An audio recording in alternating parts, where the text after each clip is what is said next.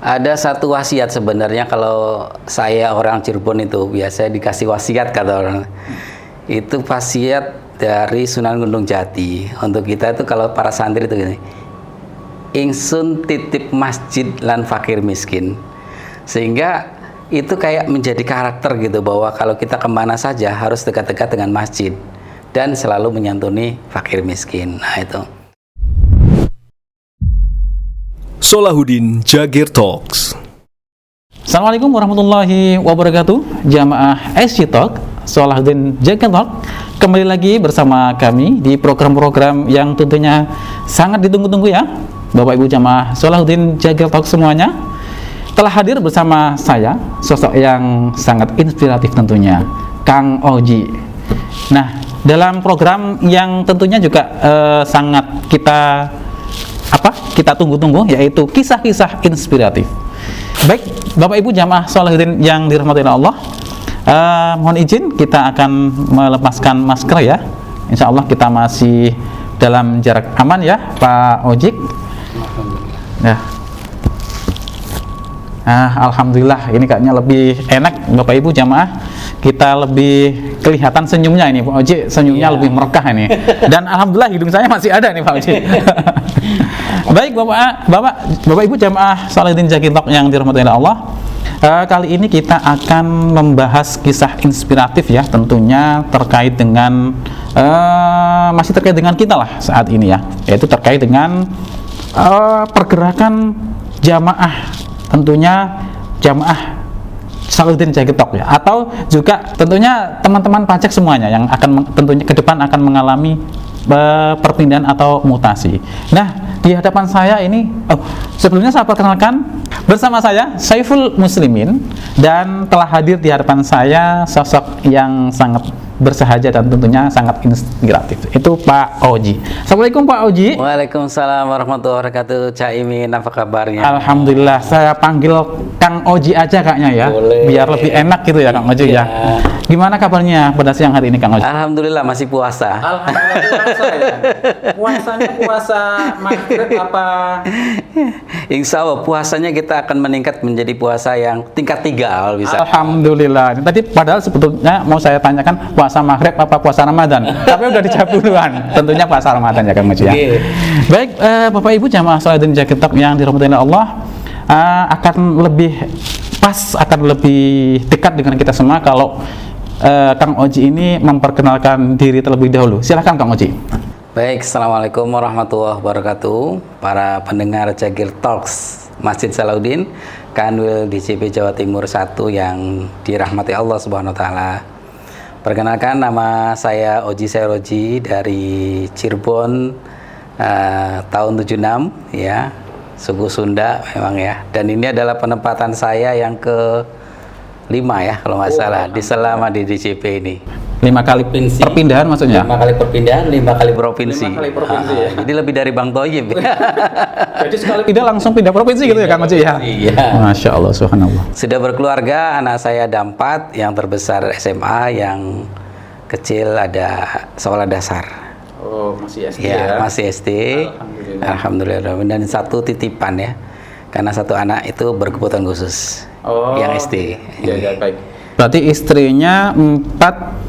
Istrinya 1 tetap. Oh, anaknya maksud saya. Anaknya maksudnya ada 4. Belum selesai saya ngomong Kang Oji. Sunda ya tadi ya.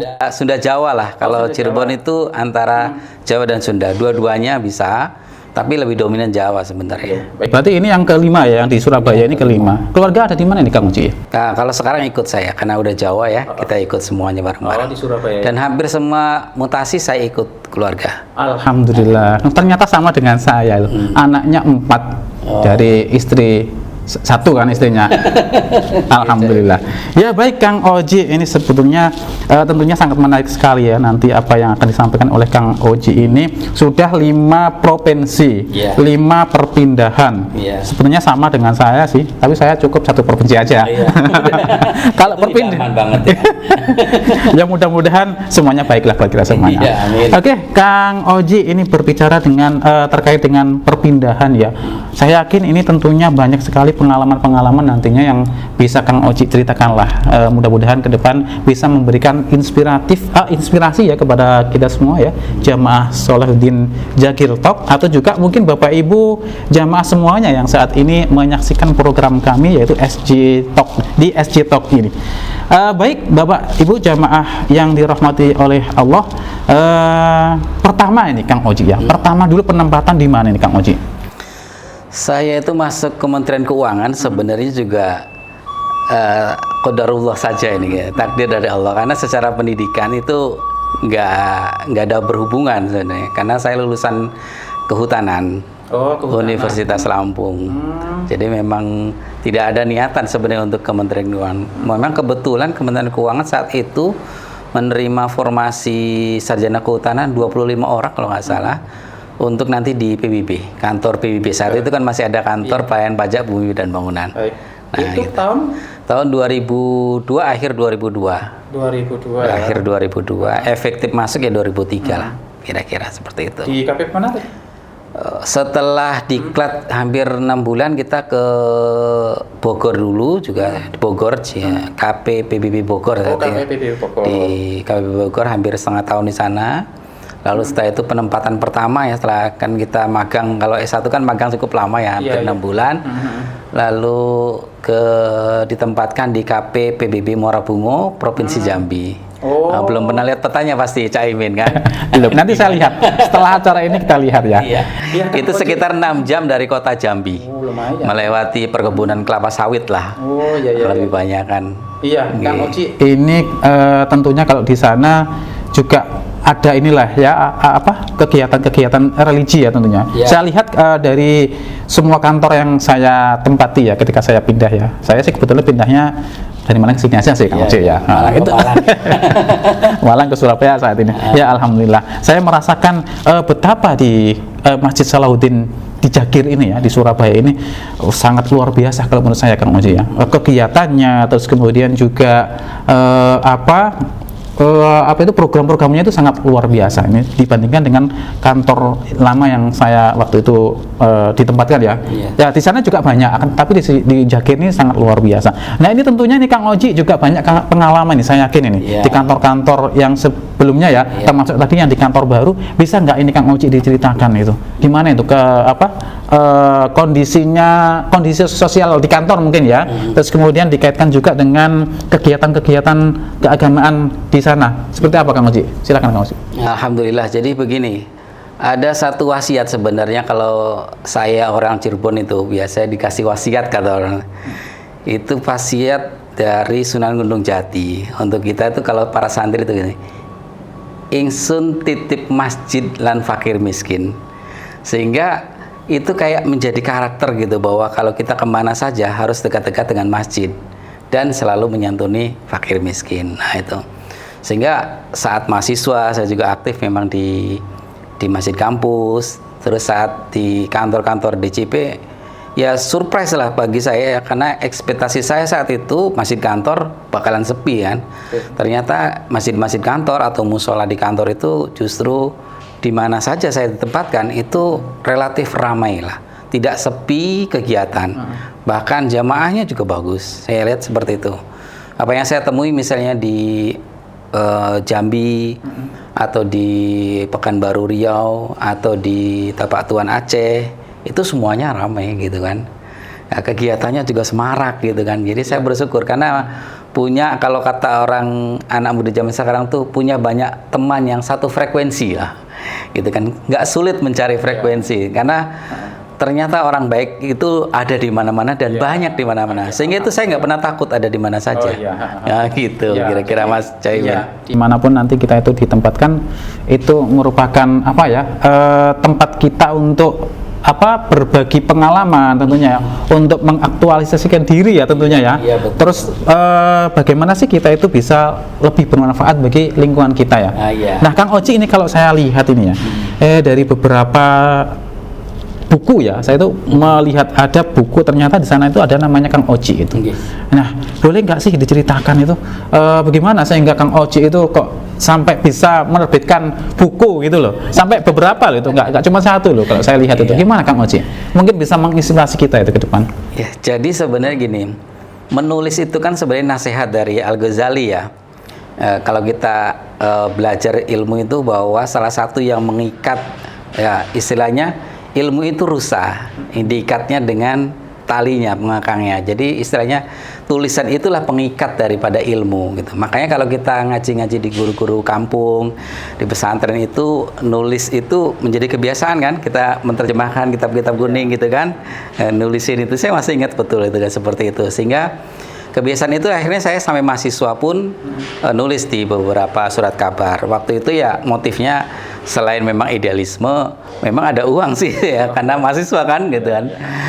Terus akhirnya di dunia kerja ternyata juga banyak komunitasnya gitu kan. Ya saya juga ini surprise, DJP itu ya nggak apa istilahnya, banyak sekali gitu istilahnya untuk kita saluran dalam hal aktualisasi diri. Nah sehingga saya nulis-nulis di beberapa, sebenarnya sih belum ada buku khusus saya, lebih banyak saya share dari banyak tulisan lah, kumpulan-kumpulan tulisan itu saya ini kan, saya ikut nimbrung dan sebagainya gitu loh Cak Imin. Oh ya. Ini salah satu kalau saya baca ya, bukunya terbitan Sariwangi ini Kang Oji ya. Boleh nggak sih itu lebih ke apa itu waktu itu? Itu buku terbitan Gramedia, masih ada di Gramedia, dijual juga. Terbitan Gramedia. Ya, terbitan Gramedia, penyelenggaranya Teh Sariwangi itu. Waktu itu ada lomba 40 penulis terpilih untuk menceritakan tentang pengalaman kehangatan dari teh tersebut ya. Ini sponsor ini jadi. Jadi memang di buku itu memang true story lah ya, true story bener. Ketika saya mendapatkan istri dari Jawa ya, karena kan di masyarakat kita Sunda kan juga ada semacam ya istilahnya dalam tanda petik gosip kalau menikah jangan dengan orang Jawa kan. Ya kan peristiwa babatan kan gitu dengan Majapahitnya itu kan kayak turun-temurun kan kalau kita di suku Sunda kan. Ketika kita dikhianati sampai di sana, nah kira-kira seperti itu kan masih ada. Wah orang Jawa seperti ini gitu kan. Nah akhirnya memang sih ada kultur shock namanya ya. Saya orang Sunda dapat orang Jawa, intonasi berbeda, makanan juga agak berbeda dikit kan gitu. Apalagi kita nggak mengalami masa pacaran kan, jadi surprise-nya luar biasa. Nah itulah saya tuangkan dalam tulisan di dalam Sariwangi itu. Oh ternyata antara teh dengan, waktu itu saya beri judul Rosella Wangi. Rosella itu adalah bunga rosella yang bisa diseduh itu zaman itu, warnanya merah, dan teh Sariwangi yang biasa saya konsumsi. Ternyata ketika digabungkan kok enak ya, baunya wangi gitu loh kan. Dua-dua kebaikan itu ketika digabungkan, yaitu akan menjadi wangi yang luar biasa. Dan itu kan sebenarnya mencerminkan karakter kita ya. Kalau kita mendapat jodoh dengan karakter yang berbeda, tapi kalau kita udah disatukan, justru kebaikannya yang muncul gitu. Bukan istilahnya perbedaannya yang seolah dimunculkan di tengah kan. Ternyata memang dalam kehidupan itu lebih banyak persamaan kok daripada perbedaan. Kalau kita mau cari banyak persamaan, pasti akan lebih banyak persamaannya. Ya, jadi lebih menceritakan tentang apa ya? Keluarga ya, pertemuan dengan sosok istri ya, yang wangi tadi itu ya. Saya pikir itu menceritakan teh Sariwangi, bukan ya. Alhamdulillah, tentunya banyak hikmah-hikmah di sana yang disampaikan di buku tersebut ya. Ya Kang Oji ya. Oke Kang Oji, itu waktu di KP mana Kang Oji? Di Muara Bungo itu. Di Muara Bungo ya? Di Muara Bungo Jambi. Provinsi Jambi. Oke Kang Oji, berikutnya itu ada buku ya, kalau saya lihat itu judulnya Berbagi Kisah Harapan terbitan DJP. Nah ini saya juga pernah baca, ini banyak di sana ya cerita-cerita yang disampaikan di buku tersebut. Saya juga melihat ada namanya Kang Oji di sana. Nah boleh juga nggak sih yang diceritakan, yang disampaikan Kang Oji di tulisan tersebut itu terkait apa itu? Ini buku terbitan Direktorat Jenderal Pajak 2009 kalau nggak salah ya. Walaupun nulisnya sekitar tahun 2008-an. Ini awal mula modern sebenarnya. Saat itu saya memang dimutasi ke Pekanbaru Provinsi Riau. Ini kalau Jambi ke Riau itu 12 jam. 12 jam. 12 jam perjalanan darat, tidak ada pesawat ya. Jadi habis sahur langsung di sana buka ya. Iya. Melewati lembah dan gunung kalau kata lebih indah lagi ya. Jadi ke Pekanbaru Riau itu di Kanwilnya kebetulan ya. Di Kanwil ya. Nah, jadi di situ pun saya aktif juga di Masjid Asyakirin namanya kalau nggak salah, Masjid Asyakirin bagian infak dan sosial lah, bagian itu lah. Mungkin saya di mana-mana kan bagian itu aja. Gitu. Iya. Nah, buku ini memang kisah dari banyak pegawai pajak ya, Iya. terkait dengan kesan selama modernisasi. Karena kan modernisasi di pajak itu hampir ada yang bersamaan di tahun 2008, tapi ada juga yang duluan. Seperti saya kan duluan di 2005, yang dites itu di tes Jakarta. Mungkin banyak pemirsa Jagir Talk juga lihat ya, yang apa namanya dites, nanti tes lulus ternyata Riau, kalau nggak salah Kalimantan Timur, Bali itu masuk duluan ya. Oh, gitu. Nah, sama Jakarta ya, gitu kan. Nah itu ini ada di sini. Oh, Gitu. iya. Jadi cukup ini ya, Kang Oji ya, banyak hal-hal yang cerita positif ya di buku ini. Selain Kang Oji tentunya banyak lah yang diceritakan oleh teman-teman pajak yang lainnya ya. Buku berkah satu namanya orang bilang, kisah harapan ini. Ini kalau saya tulis sendiri memang pengalaman betul menjadi pengumpul infak masjid di waktu itu kan gitu. Waktu itu ngerasain betul ketika sebelum modern dan setelah modern. Setelah modern itu ternyata kesadaran orang untuk berinfak, bersedekah itu jauh lebih banyak. Walaupun secara nominal sedikit ya, tetapi secara penyumbang atau dermawan itu banyak. Jadi kesalehan sosialnya itu terbentuk dengan orang setelah modern itu. Mungkin karena semuanya kita totality menjadi halal ya, sehingga nggak ragu lagi bahwa penghasilan kita itu yang betul-betul halalan, thayyiban kan gitu kan. Karena sudah ada remunerasi segala macam ya. Ya insya Allah walaupun sebelum modern insya Allah ya halal ya, insya Allah halal. Cuman ketika modern itu menjadi orang-orang yang mampu di lingkungan Departemen Keuangan ya waktu itu ya, Direktorat Pajak itu menjadi meningkat gitu ya. Ya alhamdulillah sesuatu yang perlu dan sangat disyukuri ya, ya Kang Oji ya. Nah, Kang Oji ini pengalaman lain nih selain di dua tempat tadi itu sampai jenengan bisa menerbitkan buku itu, mungkin bisa nggak ya ada hal-hal lain yang mungkin yang diceritakan ya. Kalau saya pribadi nih Kang Oji ya, seperti yang selain yang saya ceritakan di awal tadi ya, saya merasakan di Jagir ini begitu yang nuansa yang sangat luar biasa. Beneran kalau saya pribadi itu sangat cocok di Jagir ini. Makanya walaupun saya itu pindah keluar kota dari Malang ke Surabaya, alhamdulillah di sini benar-benar suasananya itu berbeda. Kajiannya banyak, terus pematerinya itu sangat luar biasa ya. Kebanyakan dosen dari UIN ya, profesor. Jadi di samping dikaji secara agama ya, dari ilmu keagamaan, terus kemudian juga ada mungkin secara penelitian segala macam, sehingga yang mendengar itu mantap sekali gitu Kang Oji ya. Nah kalau Kang Oji sendiri itu gimana yang dirasakan kalau di Jagir ini seperti apa? Ya tentu saja menarik ya, dan memang sesuai dengan yang bayangan saya juga. Pasti kalau ada masjid di Kanwil, masjid di Ditjen Pajak di Kanwil, apalagi di kota besar, pasti akan lebih semarak syiarnya.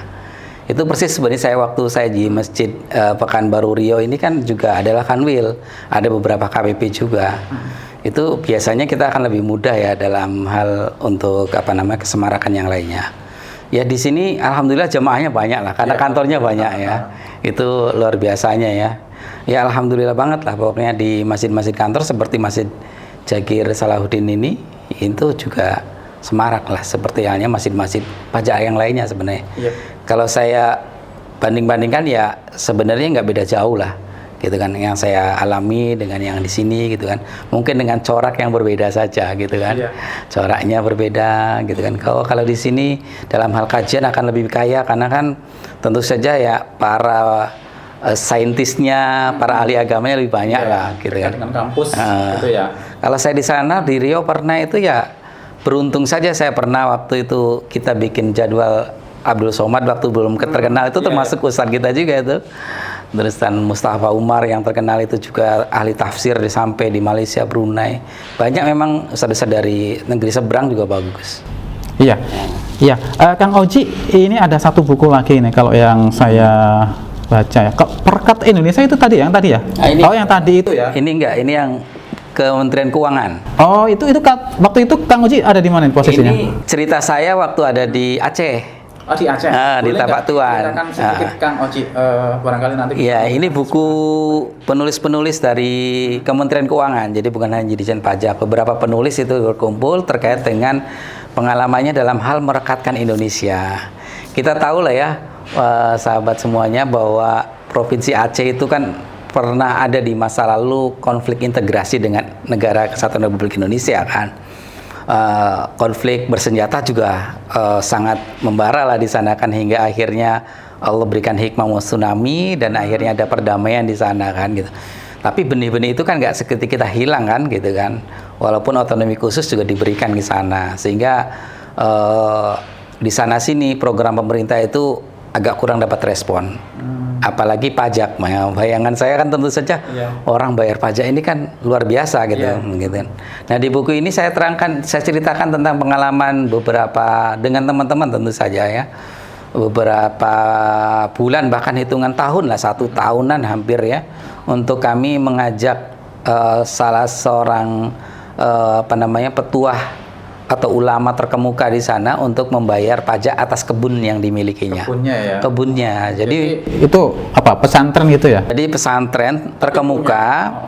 Kalau di struktur masyarakat Aceh itu kan ulama itu kan menempati posisi yang paling atas lah, boleh dibilang. Yang paling disegani. Istilahnya kalau ulama bilang ya semuanya kan. Kalau nggak bisa hormat bendera, semua pasti nggak akan hormat bendera. Ini kan kesulitannya pasti kebayang kan. Kalau hormat bendera aja susah, gimana bayar pajak kan gitu kan. Nah, akhirnya memang beberapa kali kita ikut kajiannya kan. Ya seperti halnya sebenarnya sering saya lihat hari-hari di pesantren ya, karena saya juga pernah pesantren. Itu kalau datang kiai kita bawa oleh-oleh gitu kan, bawa makanan. Jadi kita datang bawa kardus aqua, datang lagi nanti bawa lagi gitu kan, datang lagi bawa lagi gitu kan.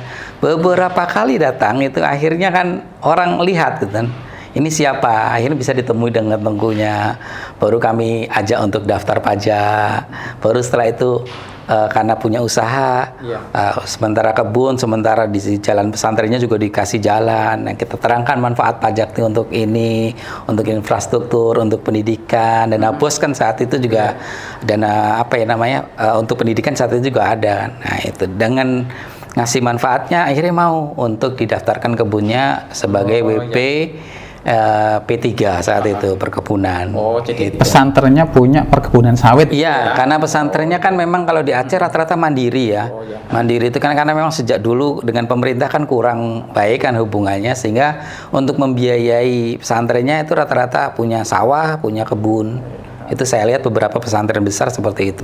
Makanya tadi saya pikir pesantren digiring atau disosialisasi sampai mau bayar pajak. Saya pikir apanya pesantren yang bisa bayar? Oh ternyata punya perkebunan sawit ternyata. Ya lumayan juga ya, ratusan hektar lumayan. Lumayan juga kan, gitu kan. Dan memang akhirnya pesantren bisa hidup untuk biayai gaji gurunya. Karena kan kalau pesantren yang besar kan pasti punya pendidikan sampai SD, SMP, SMA kan. Madrasah gitu kan. Nah itu kan biayanya besar kan. Kalau nggak ada infak, nggak ada bantuan pemerintah, hanya mengandalkan dari ini kan, pesantren-pesantren tradisional kan susah ya. Kecuali pesantren yang sudah manajemennya modern kan biasanya. Tapi itu kan kadang-kadang ya harus korelasi dengan muridnya juga yang harus bayar kan, gitu kira-kira. Oke.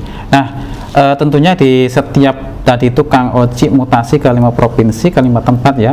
Semuanya kan ada jamaah kayak di Jagir gini lah ya. Iya, walaupun mungkin di sana bukan masjid, mungkin musola gitu ya. Iya, kalau di KPP musola lah. Kalau di Kanwil, saya di Kanwil pernah sekali itu ya masjid.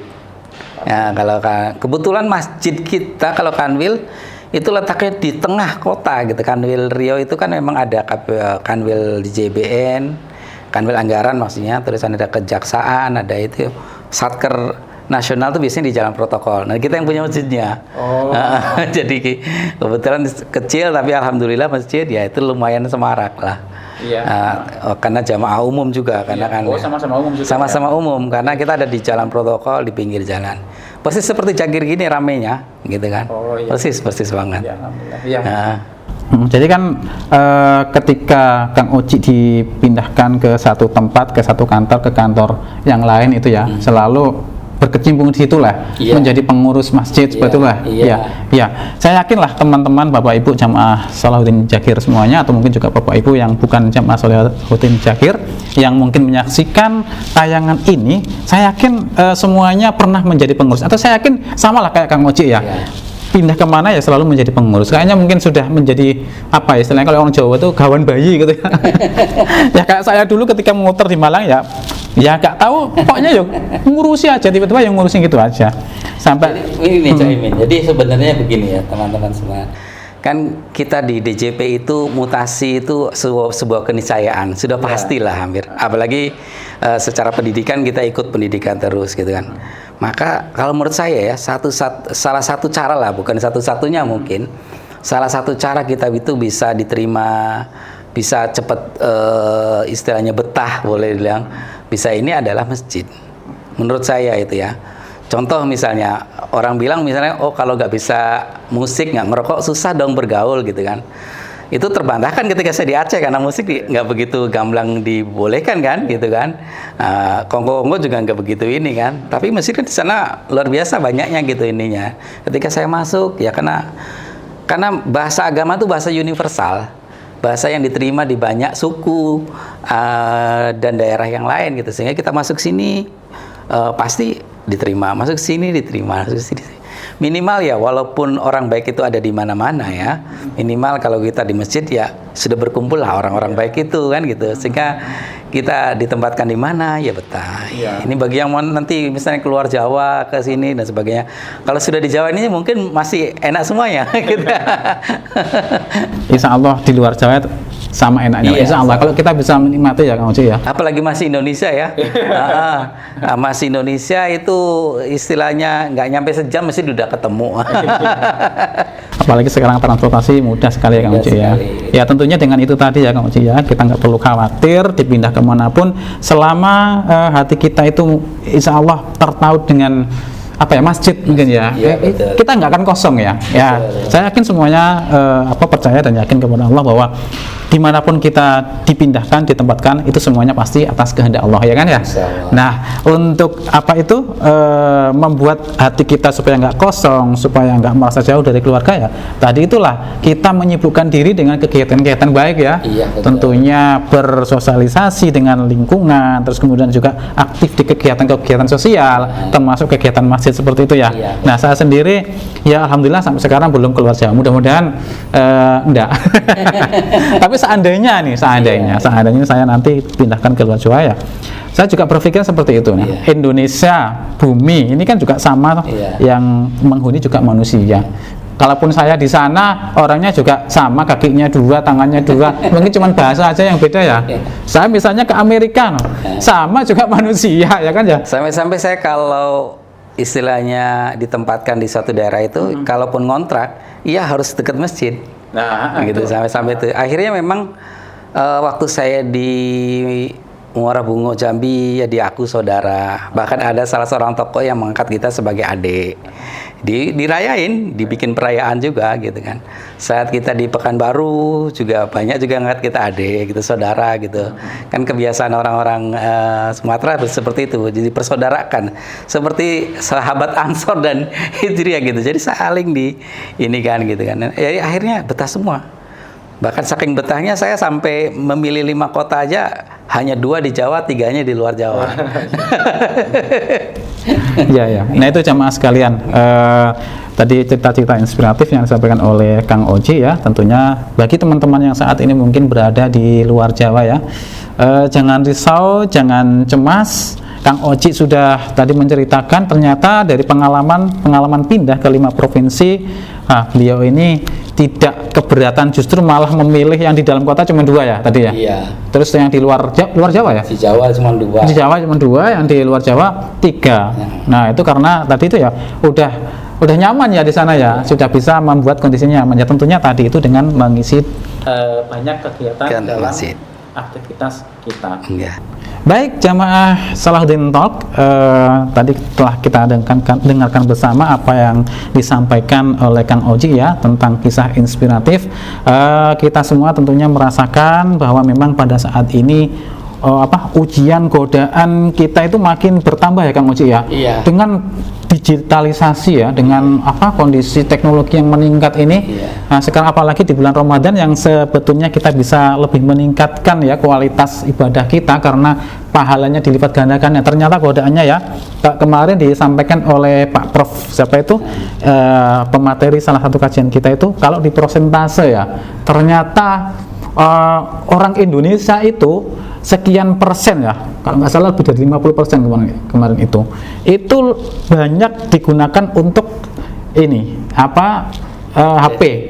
Nah itu makanya Bapak Ibu jamaah sekalian, mungkin nilai-nilai yang dapat kita ambil ya dari kisah-kisah yang disampaikan oleh Kang Oji tadi itu, tetaplah kita bersemangat, tetaplah kita menjadi inspirator ya, tetap memberikan manfaat yang terbaik dimanapun kita berada ditempatkan, supaya kita bisa lebih bermanfaat. Tentunya kita memaksimalkan kemampuan kita lah, kita bersosialisasi, bersosialita, terus kemudian juga tentunya aktif di kegiatan-kegiatan masjid ya. Betul. Nah insya Allah kalau hati kita itu dekat dengan masjid, dengan Allah ya, itu tidak akan merasakan yang namanya galau segala macam ya Kang Oji ya. Terus kemudian sekarang godaan HP segala macam itu ya, dengan berbagai aplikasinya, itu tentunya sangat menyita waktu kita kalau kita tidak pandai-pandai menyikapinya ya. Kita ke mall ya, berapa waktu itu yang harus kita habiskan untuk muter-muter ke mall memilih barang yang kita inginkan itu loh. Cobaannya kan itu. Ya kalau ibu-ibu mungkin di dapur ya, pada waktu masak seakan-akan ingin masak selama-lamanya, menyiapkan untuk berbuka, padahal waktunya habis untuk masak aja, ibadahnya jadi berkurang. Ya itu semua perlu kita sikapi ya Kang Oji. Kang Oji, mungkin itu ya yang dapat kita perbincangkan pada kesempatan kali ini. Tentunya masih banyak sebetulnya akan kita kita ingin bahaslah bersama Kang Oji. Ya mungkin pada kesempatan yang lain bisa juga dengan Bapak Ibu jamaah sekalian. Saya yakin semuanya memiliki kisah-kisah inspiratif yang bisa kita perdengarkan bersama sehingga bisa memotivasi, memberikan inspirasi kepada kita semua pemirsa Salahuddin Dzakir Talk atau SJ Talk, baik jamaah Salahuddin atau juga jamaah di luar Salahuddin. Nah Kang Oji, mungkin ada pesan yang mungkin bisa disampaikan kepada jamaah atau pemirsa atau pendengar SJ Talk, silakan Kang Oji. Baik, para pemirsa Salahuddin Dzakir Talk yang dimuliakan Allah Subhanahu wa taala. Pilihan kita menjadi pegawai Direktorat Jenderal Pajak itu adalah sebuah takdir yang Allah pilihkan terbaik untuk kita. Maka patut kita untuk kita syukuri dengan mengucapkan alhamdulillahirabbil alamin. Yang kedua, sebagaimana syukur kita, maka yang terbaik kalau kata Allah itu apa katanya? Yaitu khairun nas anfa'uhum linnas. Sebaik-baiknya orang, sebaik-baiknya manusia, sebaik-baiknya kita adalah yang senantiasa bermanfaat bagi orang lain. Kalau kita bisanya mendermakan harta kita, maka dermakan harta kita dengan maksimal. Kalau kita bisanya tenaga, ya tenaga kita maksimalkan untuk kebaikan. Apapun yang menjadi potensi kebiasaan kebaikan kita, itulah yang maksimalkan. Karena kita itu kan tempatnya khilaf dan dosa ya, Cak Imin ya. Maka untuk menutupi itu ya kita maksimalkan dengan pahala-pahala apa, potensi-potensi kebaikan apa yang bisa kita lakukan, itulah yang kita lakukan, itulah yang kita lakukan. Maka jangan takut kalau kita niatnya semuanya itu adalah untuk menolong agama Allah. Allah itu akan menolong dan meneguhkan kaki kita di muka bumi ini. Tentu saja dengan keselamatan, dengan keberkahan kalau kata Ustadz ya, dengan keberkahan yang semakin berlipat-lipat. Dan itulah yang menjadi harapan kita bersama. Barangkali itu saja Cak Imin ya. Menjadi insan yang bermanfaat, khairun nas anfa'uhum linnas. Alhamdulillah. Terima kasih Kang Oji atas waktunya dan kisah-kisah inspiratif yang disampaikan pada kesempatan kali ini. Mudah-mudahan memberikan inspirasi dan motivasi kepada kita semua, Bapak Ibu jamaah Salahuddin Dzakir Talk dimanapun berada. Untuk program-program selanjutnya tetap ikuti SJ Talk Salahuddin Dzakir Talk, tentunya di program inspiratif selama bulan Ramadan. Dan jangan lupa like, and subscribe. Dari saya Saiful Muslimin dan Saya Mas Kang Oji Sairoji. kami mengucapkan terima kasih atas perhatian Bapak Ibu jamaah sekalian. Mudah-mudahan senantiasa kita semua dalam lindungan dan naungan serta hidayah Allah. Mohon maaf atas segala kekurangan. Kami akhiri, wabillahi taufik wal hidayah. Wassalamualaikum warahmatullahi wabarakatuh. Waalaikumsalam warahmatullahi wabarakatuh.